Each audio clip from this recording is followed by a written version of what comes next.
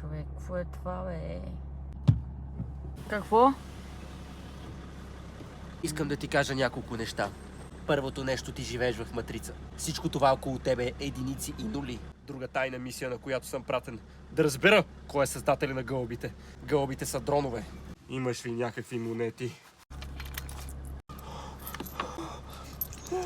Това да не е от Египет! Остави ме, намира! Следващия път ще говоря с тебе, не мога сега да говоря! Стига!